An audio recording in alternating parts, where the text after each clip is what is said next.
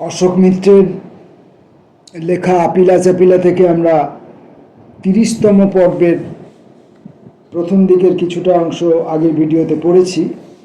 আজকে বাকি অংশটুকু শেষ করব।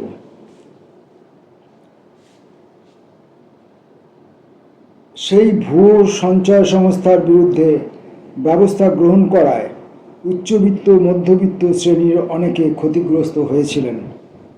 তাদের একটি বড় অংশ প্রথম থেকেই আমাকে হারাতে বদ্ধপরিকর ছিলেন। ভুয়ো সঞ্চয় সংস্থা, চিট ফান্ড যেটাকে বলা হয় আর কি, এরকম একটি সঞ্চয় সংস্থা, সঞ্চয়িতা এবং ইত্যাদি আরও একটি কেন অনেকগুলি ছিল সেই সময়। এখন কোনটির কথা, সম্ভবত উনি সঞ্চয়িতার কথাই বলছেন। তো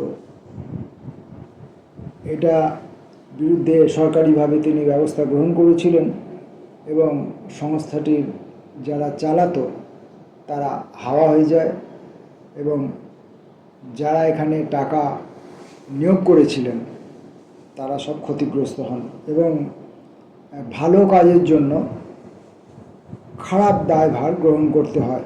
অশোক মিত্র এই যে সংস্থাটি যে মানুষকে প্রতারণা করছিল মানুষের সঙ্গে, তার বিরুদ্ধে ব্যবস্থা গ্রহণ করলেন যাতে মানুষের আরও বেশি ক্ষতি না হয়।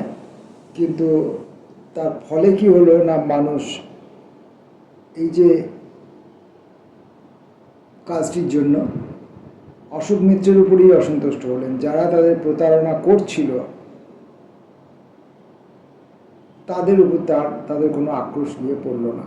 এরকম হামেশাই এরকম ঘটনা দেখা যায় যে আপনি একটি ভালো কাজ করতে গেলেন, ভালো কাজটি করতে গিয়ে আপাতভাবে কিছু লোকের হয়তো ক্ষতি হলো, কিন্তু বৃহত্তরভাবে বেশিরভাগ মানুষের তাতে উপকার হলো এবং একটা দীর্ঘস্থায়ী উপকার হলো। তা সত্ত্বেও ওই যে সাময়িকভাবে কিছু লোকের ক্ষতি হলো, তার জন্য মানুষের কাছে আপনার জনপ্রিয়তা নষ্ট হবে। যদিও এবারও নির্বাচনী প্রচারে মলয় চট্টোপাধ্যায় আমার মস্ত অবলম্বন। সার্বিক দায়িত্বে ছিলেন এক ঘোরতম আদর্শবাদী কমরেড।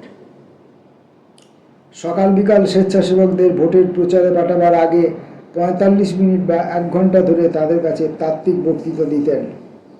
আমাকে পাশে বসে থাকতে হতো। মনে মনে আগুল কামড়াতাম। ওই সময়টায় মুক্তি পেলে রাসবিহারীর উন্নাসিক মধ্যবিত্ত উচ্চবিত্তদের বাড়ি বাড়ি একটু ঘুরতে পারতাম। সঞ্চয় সংস্থাটির বিরুদ্ধে কেন ব্যবস্থা গ্রহণ করা হয়েছে তাদের বিশদ করে হয়তো বোঝাতে পারতাম। কিন্তু নির্বাচন প্রচার সর্বাধ্যক্ষের কড়া অনুশাসন, আমাকে প্রতিদিন বসে থেকে তার বক্তৃতা শুনতে হবে। নির্বাচনের আগের দিন রাত্রিবেলা প্রতাপাদিত্য রোড ধরে ফিরছি। এক বাড়ির পাঁচিলের ওপার থেকে শুনতে পেলাম সর্বাধিনায়কের কণ্ঠস্বর। 200-300 স্বেচ্ছাসেবক জড়ো করে ওই মধ্যনিশীতে প্রায় অপগণ্ডদের বোঝাচ্ছেন, নির্বাচনে জয়লাভ আমাদের মুখ্য উদ্দেশ্য নয়, আমাদের লক্ষ্য পার্টির আদর্শ মজবুত করে প্রচার করা। আমার বোধহয় তখন স্বগত বিলাপোক্তি করা উচিত ছিল, তনয়ে তারো তারিণী। আমার পরাজয়ে কংগ্রেস মহলে আনন্দ ধরে না। 3 দিন ধরে আকাশবাণী ও দূরদর্শনে দেশের সর্বত্র প্রতিটি সংবাদ বুলেটিন অশোক মিত্রের পরাজয়ের উল্লেখ দিয়ে শুরু। আমাকে যে ভদ্রলোক হারিয়েছিলেন তিনি দিল্লি গেলেন। ইন্দিরা গান্ধী সময় করে তার সঙ্গে 5 মিনিটের জন্য দেখা করলেন, তাকে অভিনন্দন জানালেন। এমন সৌভাগ্য সারা দেশে কংগ্রেস বিধায়কদের মধ্যে অন্য কারো হয়নি। প্রমোদবাবুর চেয়েও জ্যোতিবাবু দৃশ্যত বেশি মুচড়ে পড়লেন। তাকে বললাম অবিলম্বে সত্যব্রত সেনকে রাজ্য পরিকল্পনা পরিষদের সহসভাপতি করে দায়িত্ব দেওয়া হোক। সত্যব্রতবাবু অর্থ দপ্তরে কাজকর্মে তাকে সাহায্য করতে পারবেন। তাছাড়া সুজিত পোদ্দার তো রইলই, অর্থ দপ্তরের আটঘাট সব কিছু ওর জানা।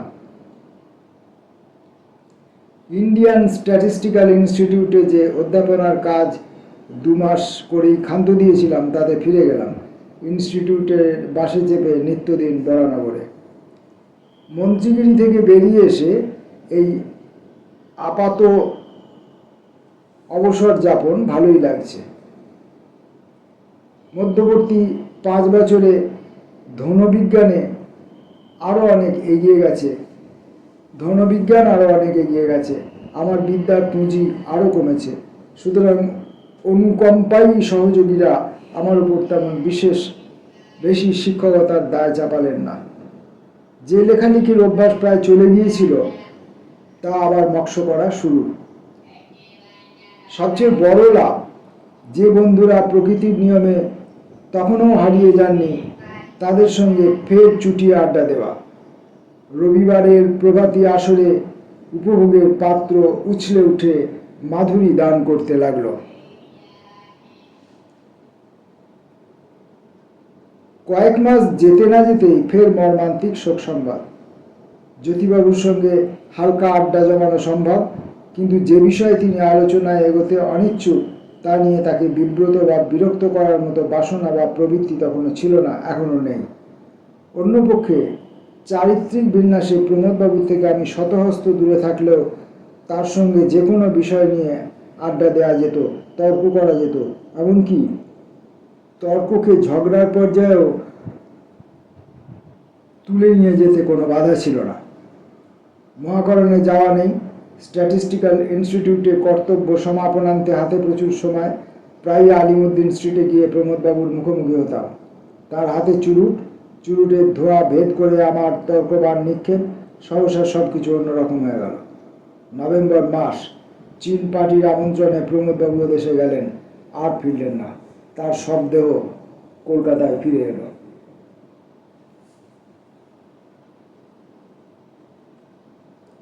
নিজেকে যেন অবলম্বনহীন মনে হলো। যে কথাগুলি জ্যোতিবাবুকে বলা যেত না, বলতে বাধো ঠেকত এতদিন, তা অনায়াসে দ্বিধাহীন চিত্তে প্রমোদবাবুকে বলতে পারতাম। সেই সম্ভাবনায় এখন থেকে চিরদিনের জন্য ছেদ। বুঝতে পারছিলাম অর্থ দপ্তরের দায়িত্বে আলাদা কোনো মন্ত্রী না থাকায় জ্যোতিবাবুর উপর চাপ বাড়ছে। সত্যব্রতবাবু যদিও সকাল থেকে সন্ধ্যা পরিশ্রম করছেন, ইংরেজি ভাষায় যাকে বলা হয় ব্যক্তিগত সমীকরণ,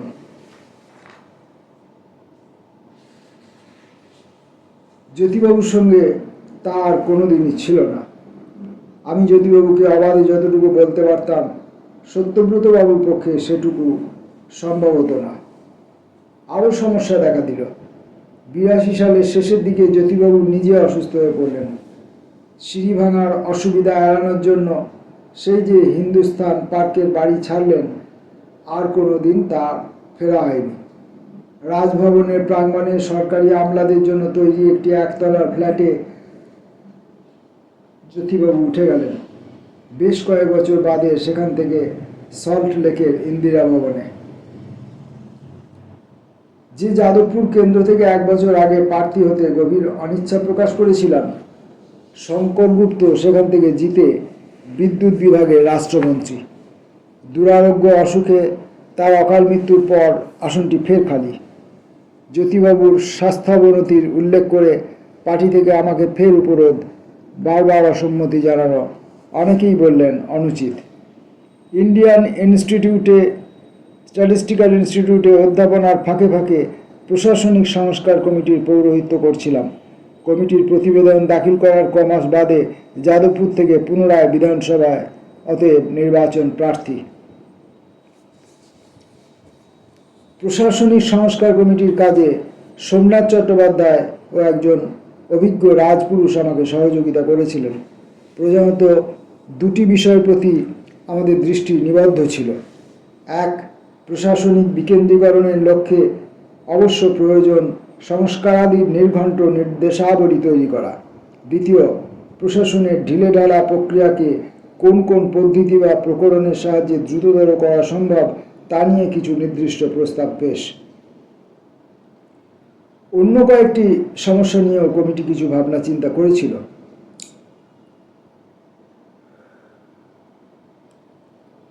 প্রশাসনের সর্বস্তরে বাংলা ভাষার দ্রুত অনুপ্রবেশ ঘটানোর লক্ষ্যে একগুচ্ছ প্রস্তাব আমরা দাখিল করেছিলাম।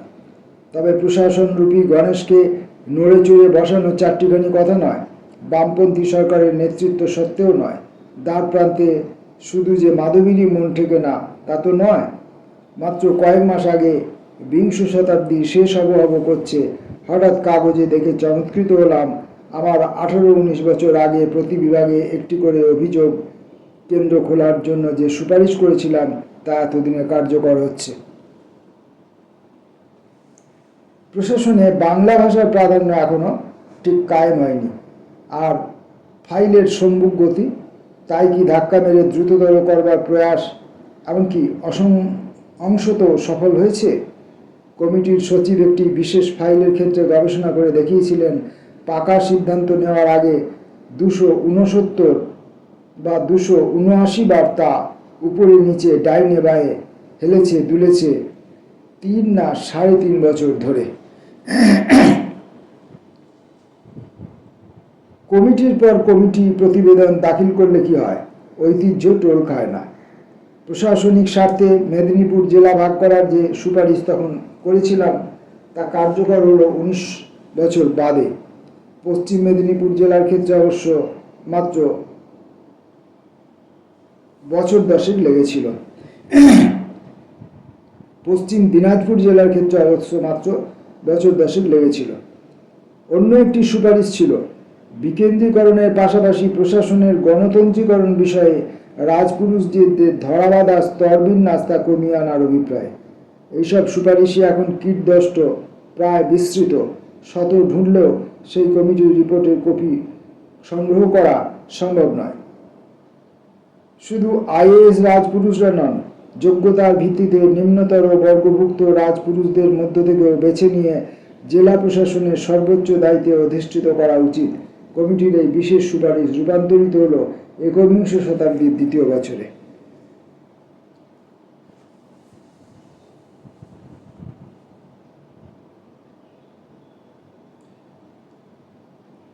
মহাকরণে কাজ করতে গিয়ে সবচেয়ে অবসন্ন লাগত উন্নয়নমূলক নানা কর্মসূচি প্রশাসনিক ঢিলেমিতে আটকা পড়ে থাকার অভিজ্ঞতা থেকে।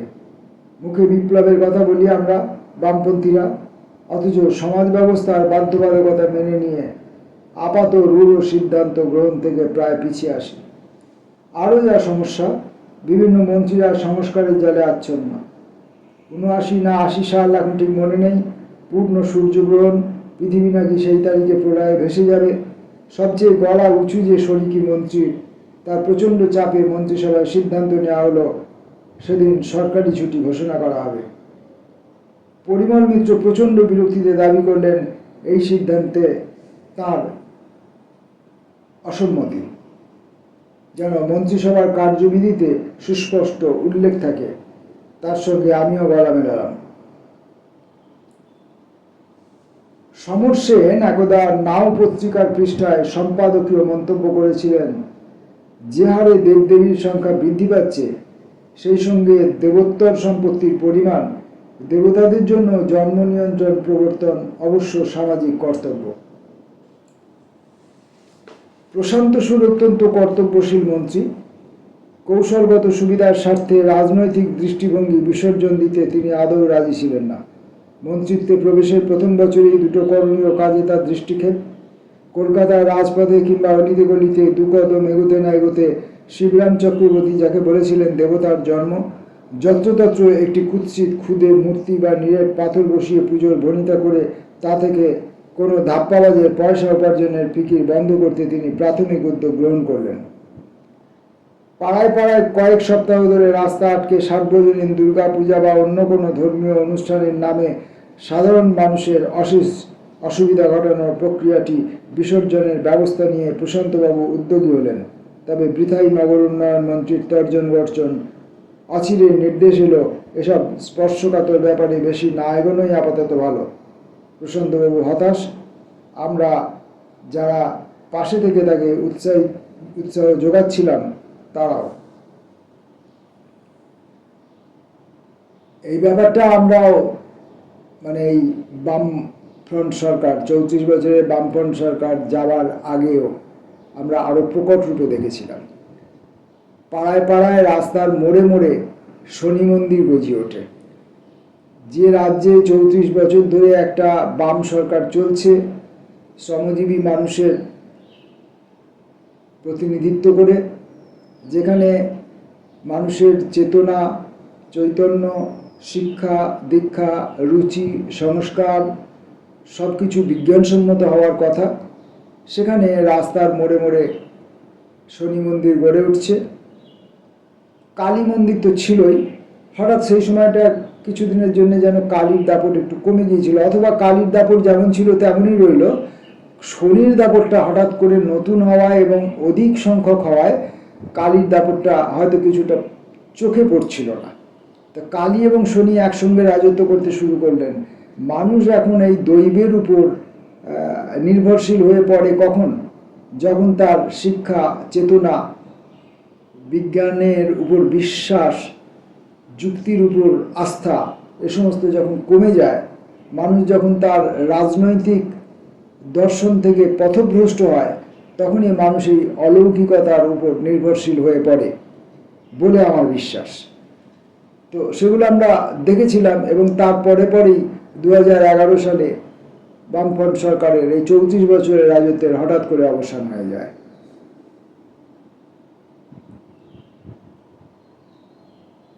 এই সব কিছুর চেয়েও গভীরতর সমস্যা অনেক মন্ত্রীর মধ্যে দৃঢ় প্রতীত সামন্ততান্ত্রিক মানসিকতা।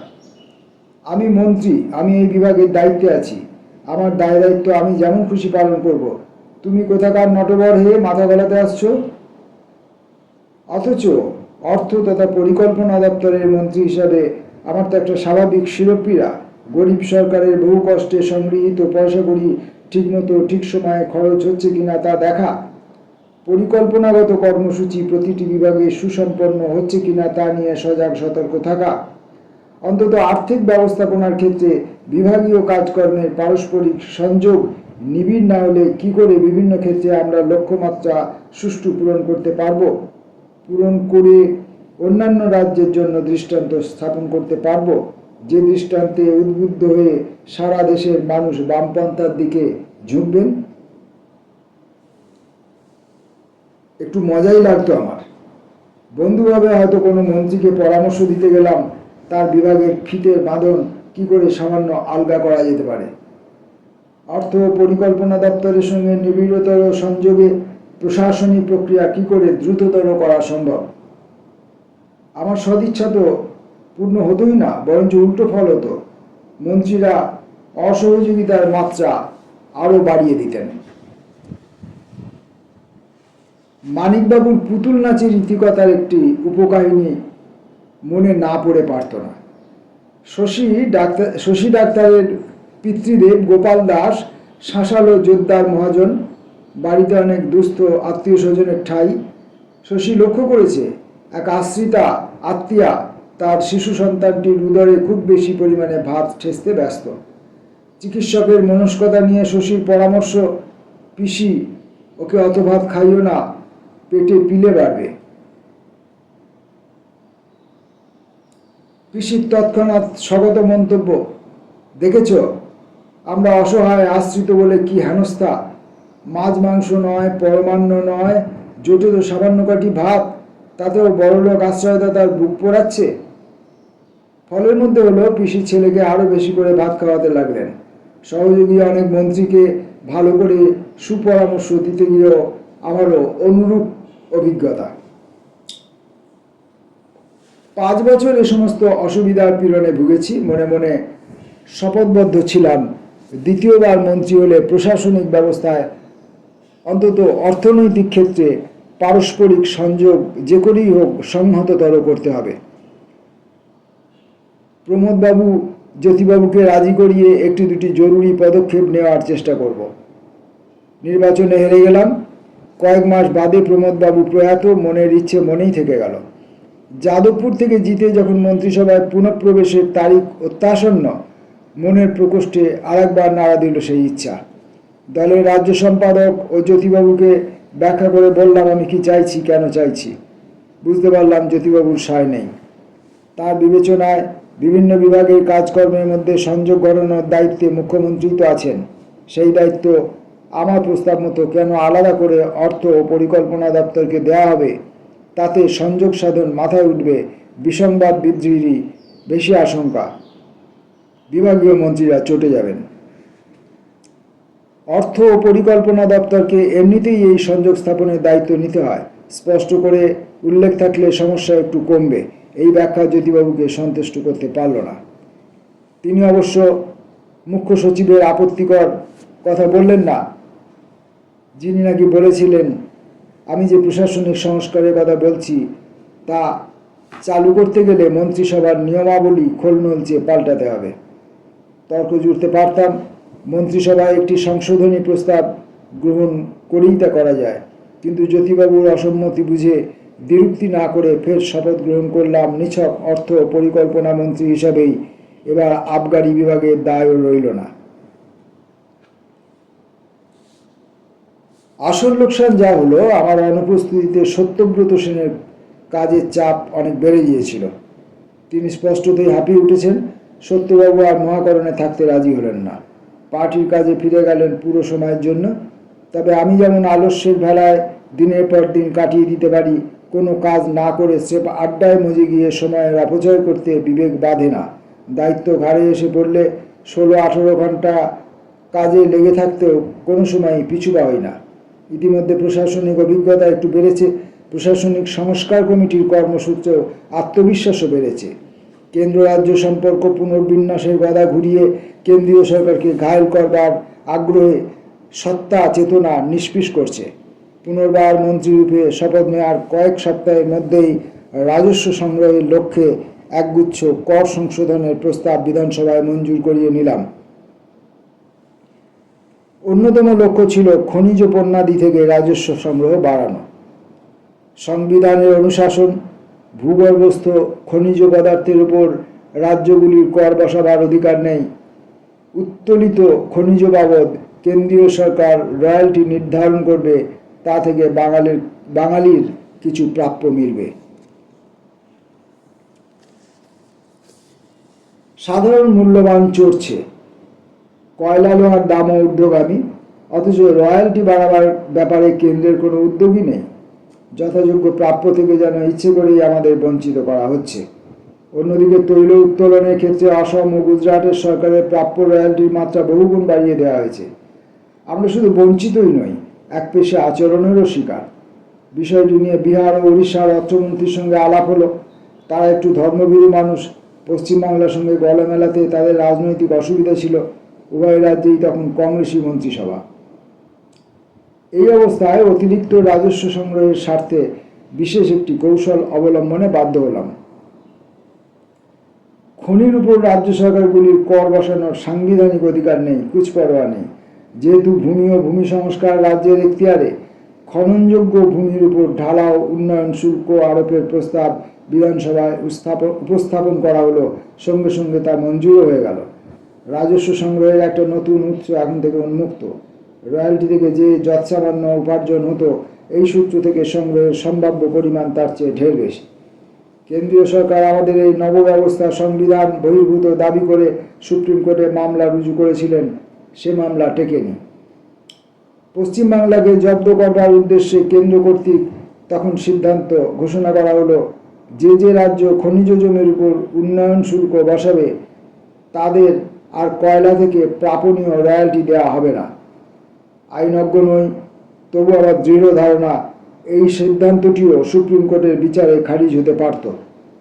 আর কিছু না হোক, সংবিধানের 14 সংখ্যক ধারা অনুযায়ী নাগরিকে পৃথকীকরণ যেমন সংবিধান সম্মত নয়, রাজ্যগুলির মধ্যেও বিভেদীকরণ সমান অবৈধ। কুচপরোয়া নেই। ততদিনে বেশ কয়েক বছর গড়িয়ে গেছে, আমি আর সরকারে নেই, বাইরে থেকে শুধু দার্শনিকের ভূমিকা পরিপালন করে গেছি। 30তম পর্ব এখানে শেষ হলো।